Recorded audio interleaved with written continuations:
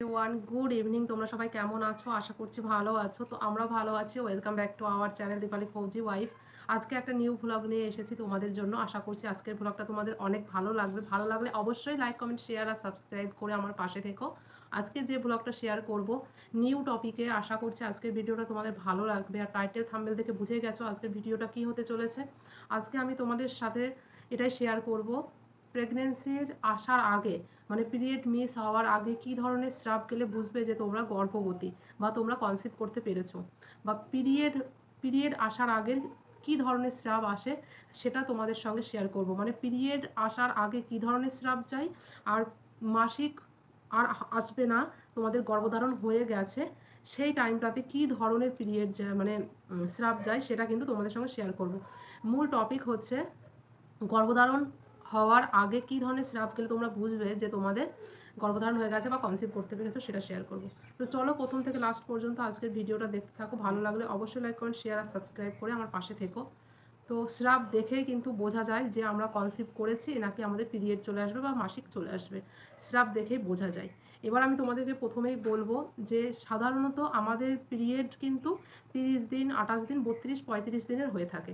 এবার আমাদের ডিম্বস্ফোটন যাদের 30 দিনের, যাদের 28 দিনের, সেই দিনগুলোতে হলে মাঝামাঝি টাইমটাতে আমাদের ওভুলেশন হয়, সেটা হচ্ছে 14তম দিন হয়ে থাকে। এবার হরমোনের চেঞ্জের কারণে অনেক সময় আমাদের একদিন আগেও হতে পারে, একদিন পরেও হতে পারে, তবে মাঝামাঝি 14তম দিনটাতেই বেশি হয়ে থাকে। এইবার হচ্ছে যাদের যেমন পিরিয়ড সাইকেল, মানে যাদের যেরকম পিরিয়ড আসে কতদিন অন্তর অন্তর সেইভাবে দেখে তার সাথে চললে মানে 14 দিন বিয়োগ করে দেবে। যদি 30 দিনের হয় 14 দিন বিয়োগ, তাও 35 দিনের হলে তাও 14 দিন বিয়োগ, যে কটা দিন পড়ে থাকছে সেই তম দিন তোমাদের হচ্ছে ওভুলেশন ডে। মানে যেদিন তোমাদের পিরিয়ড আসবে সেই দিন থেকে শুরু করে গুনে গুনে একদম তোমাদের যে 14তম দিন হচ্ছে সেই দিন হচ্ছে ওভুলেশন ডে। তবে সবসময় চেষ্টা করবে 12তম দিন থেকে 20তম দিন পর্যন্ত রিলেশন রাখার। তবে যাদের 32তম দিন হচ্ছে, 32 দিনের সাইকেল, তারা 20তম দিন পর্যন্ত মেলামেশা করলে যথেষ্ট। তবে যাদের 35 দিনের, তাদের আবার 21তম দিন হচ্ছে ওভুলেশন ডে, মানে ডিম্বস্ফোটনের ডে। এবার তারা 21তম দিন পর্যন্ত করলে চলবে না, তাদেরকে আরও কন্টিনিউয়াস 3-4 দিন বেশি করতে হবে, সেইভাবে কন্টিনিউ করবে। এইবার আমাদের ইমপ্লান্টেশন ব্লিডিং হয়, যেটা হচ্ছে ওভুলেশন হওয়ার ঠিক 6 থেকে 7 দিন পর ইমপ্লান্ট হয়। আমাদের যে শুক্রাণু আর ডিম্বাণুর মিলন ঘটে, সেটা কিন্তু ফ্যালোপিয়ান টিউব থেকে গড়াতে গড়াতে আমাদের জরায়ুতে এসে গেঁথে বসে। সেই সময় একটা ইমপ্লান্ট হয়, তো সেই কারণে একটু ব্লিডিং হতে পারে। সেটা স্রাবটা হচ্ছে ব্লিডিংটা হতে পারে একদম ব্রাউন কালারের, একটা ব্রাউন কালারের হতে পারে, তবে হালকা ব্লিডিং, সেটা 1-2 দিন হতে পারে, হালকা স্পট মতো হতে পারে, বেশি নয়। এবার এটা দেখেও বোঝা যায় যে গর্ভধারণ আমাদের হয়েছে। এবার যখন আমাদের গর্ভধারণ হয় তখন আমাদের ইস্ট্রোজেন হরমোনটা খুব বেশি পরিমাণে বেড়ে যায়। এবার ওই ইস্ট্রোজেন হরমোন বাড়ার ফলে যদি আমাদের গর্ভধারণ হয়ে থাকে সেই টাইমটাতে খুব বেশি পরিমাণে কিন্তু সিরাপ চাই। তো সাধারণত প্রোজেস্টেরন হরমোন খুব বেশি মাত্রায় বেড়ে যায় যদি তুমি কনসিভ করে থাকো। আর গর্ভধারণ যদি তুমি করে থাকো তাহলে তুমি দেখবে তোমার পিরিয়ড মিস হওয়ার আগেই বা মাসিক মিস হওয়ার আগেই দেখবে অতিরিক্ত পরিমাণে তোমার স্রাব যাবে। সেই স্রাবটা হচ্ছে অনেকটা পিচ্ছিল টাইপের, খুব পিচ্ছিল টাইপের হবে, যেটা ডিমের যে অংশ হয় না সাদা, সেটার মতো পিচ্ছিল হবে, কিন্তু খুব সাদা, মিল্কি টাইপ যেটা হয় দুধের মতো, সেরকম সাদা দুধের মতো পিচ্ছিল টাইপ যদি স্রাব যায়, বা জলের মতো কোনো কিছু স্রাব যায়, স্পষ্ট মানে একদম পরিষ্কার স্বচ্ছ বলা হয় যাকে, ওরকম যদি স্রাব যায় বা হোয়াইট ডিসচার্জ দেখতে পাও, তাহলে জানবে যে তোমরা কনসিভ করেছো। এই রকমের হোয়াইট ডিসচার্জ হলেই কিন্তু গর্ভধারণের লক্ষণ। এছাড়াও গর্ভধারণ করে থাকলে কিন্তু আমাদের দেখবে শরীরে অনেক রকম পরিবর্তন দেখা দেয়, যেমন হচ্ছে বমি বমি ভাব হওয়া বা বমি হওয়া, গা গোলানো, মর্নিং সিকনেস, সকালবেলায় ঘুম থেকে উঠতে ইচ্ছে না হওয়া, ব্রেস্ট ভারী ভারী ভাব হওয়া, ব্রেস্টের নিপিলের একরকম অন্যরকম স্পর্শকাতর হতে পারে, মানে টাচ করলে কেমন একটা মনে হচ্ছে, একমাত্র যারা কনসিভ করেছে তারাই বুঝতে পারবে আমার অনুভূতিটা, যেটা বোঝাতে চাইছি, ওরকম হতে পারে। এছাড়াও হোয়াইট ডিসচার্জও খুব বেশি পরিমাণে বেড়ে যাবে, শরীর অতিরিক্ত গরম হতে পারে, জ্বর এসেছে এরকম মনে হতে পারে, বারবার প্রস্রাব পেতে পারে, ঘুম কিন্তু ঠিকমতো রাত্রিবেলা নাও হতে পারে, মাথা ঘুরতে পারে, তলপেটে পেইন হতে পারে, শরীর ভারী ভারী মনে হবে, পেট ফাঁপা বা গ্যাসের সমস্যা, কোষ্ঠকাঠিন্য, এইগুলো হবে।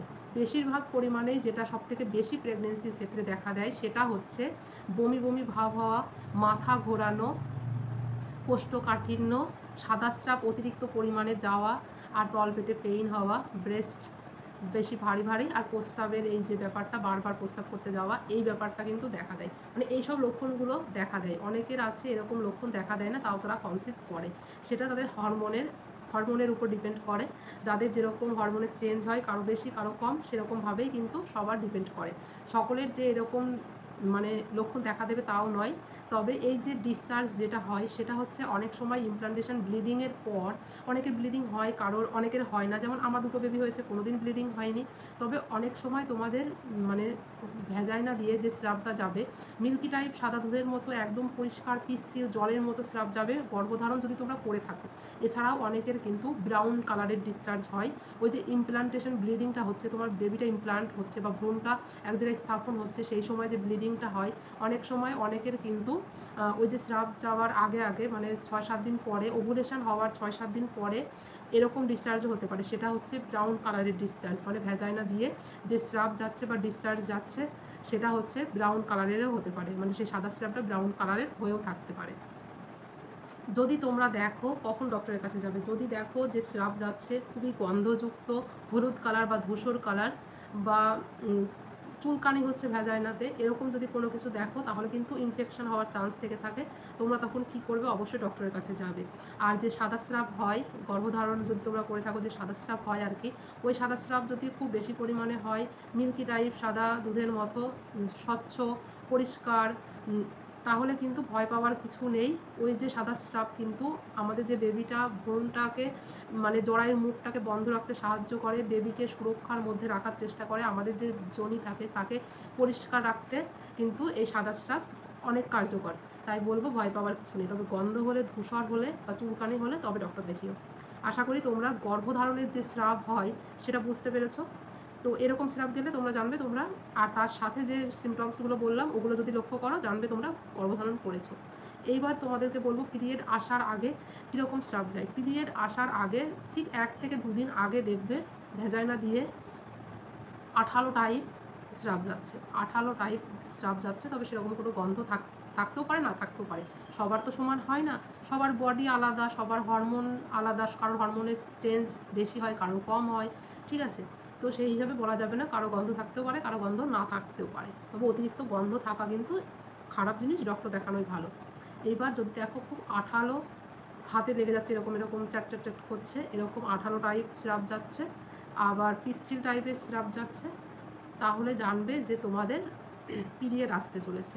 সাথে কোনো লক্ষণ নেই, কোনো কিছু নেই, জাস্ট তোমাদের 1-2 দিন আগে থেকে ওরকম আঠালো টাইপের পিচ্ছিল টাইপ বা আঠালো টাইপের কোনো স্রাব যাচ্ছে, তাহলে জানবে যে তোমাদের পিরিয়ড আসতে চলেছে। এছাড়াও অনেকের দেখবে পিচ্ছিল টাইপ বা এরকম টানলে বড় হয়, বা জল জাতীয় কোনো কিছু যাচ্ছে, তাহলে জানবে তোমাদের পিরিয়ড আসতে চলেছে, সাথে কোনো লক্ষণ না থাকলে। আশা করি তোমরা গর্ভধারণের যে লক্ষণ আর পিরিয়ড আসার যে লক্ষণ তোমরা আলাদা করে বুঝতে পেরেছো। তো আজকের ভিডিওটা এখানে শেষ করব। ভালো লাগলে অবশ্যই লাইক, কমেন্ট, শেয়ার আর সাবস্ক্রাইব করে আমার পাশে থেকো। চলো আজকের ভিডিওটা শেষ করছি। বাই। সকলে ভালো থেকো, সুস্থ থেকো। আর যারা প্রেগনেন্ট হতে চাইছো অবশ্যই চ্যানেলে ভিডিও আছে ভালো ভালো, সহবাস কখন করা উচিত, ওভুলেশন কবে হয়, কীভাবে তোমার ওভুলেশন ডে ক্যালকুলেট করবে, সমস্ত কিছু। তো তোমরা সেই ভিডিওগুলো দেখো আর অবশ্যই ট্রাই করো, কনসিভ করতে পারবে। চলো বাই।